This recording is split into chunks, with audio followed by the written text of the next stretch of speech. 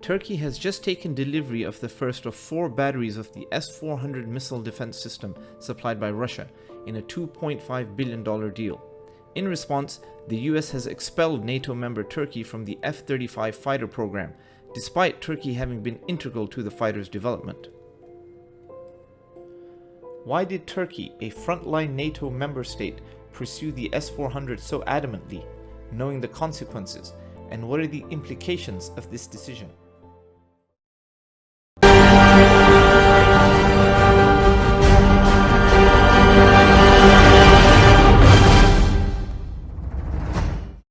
Comprehending this development requires exploration of the geopolitical reality of Turkey as well as the technical reality of the S-400 system and its tactical and strategic impact. As for the technical aspect, the S-400 is the superior anti-aircraft, anti-missile defense system currently available to Turkey. Combined with the 40N6E missile, it has the capacity to interdict high-velocity ballistic missiles greater than Mach 14 on a re-entry trajectory with an operating ceiling of upwards of 180 kilometers. It can effectively neutralize advanced cruise missiles which have real-time retargeting and topography reading capabilities, and it can also neutralize hypersonic cruise missiles.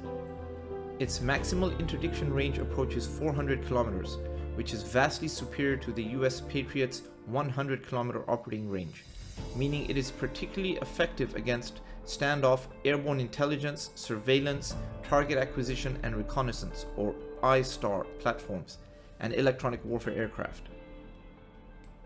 When combined with the NEBO-M radar system, the S-400 is potentially effective against 5th-generation ground attack or multi-role fighters such as the F-35 and the Su-57, having been developed in competition against 4th-generation super-maneuverable aircraft such as the Su-35. These features, as well as others, including its launch trajectory and its avionics, render the S-400 a superior air defense system around which Turkey's armed forces can reorient organization, doctrine, and strategy in order to employ the system with peak efficiency and effectiveness. The system on its own, on the scale acquired by Turkey, is not enough to deter a massive air-launched attack from either NATO nor Russia against Turkey. The system will not ensure Turkey's air superiority in the case of a large-scale invasion, nor in the case of a massive offshore-launched cruise and ballistic missile attack to degrade infrastructure or defense nodes prior to an invasion. But what it can do very effectively is deter the types of punitive cruise missile and limited sortie attacks launched by the US against, for example, Syria, Sudan, Afghanistan, and on occasion Iraq. Such limited punitive strikes can seriously retard Turkey's burgeoning indigenous defense industry, as well as cripple its massive GAP infrastructure project.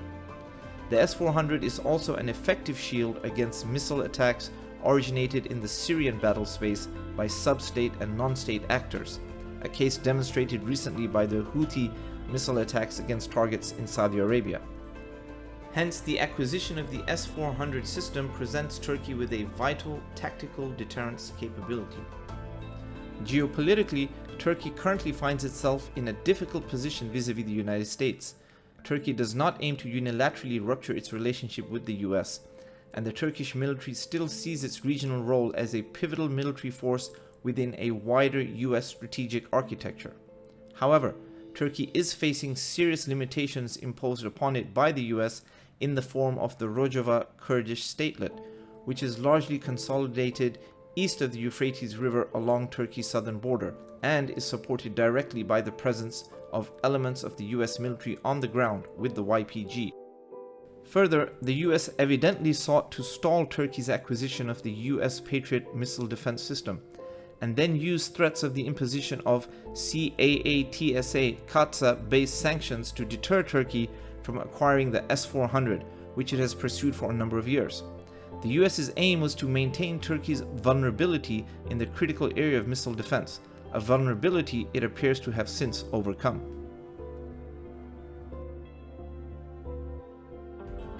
Turkey has used the opportunity to engage in an elementary strategic alignment with Russia born of cooperation in Syria, where, despite enjoying unrivaled air superiority, Russia has not sought to degrade Turkish assets in northern Syria and has largely avoided targeting Turkey-allied factions on the ground.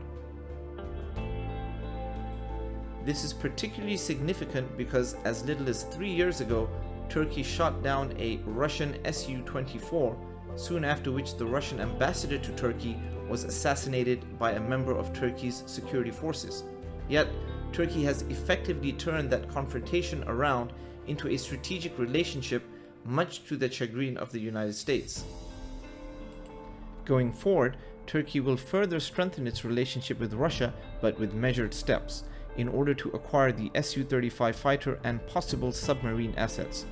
The Su-35 acquisition will replace the cancelled F-35 for a period, until Turkey's TAI moves forward with its own indigenously developed TFX multi-role aircraft, derived from its experience in developing the F-35.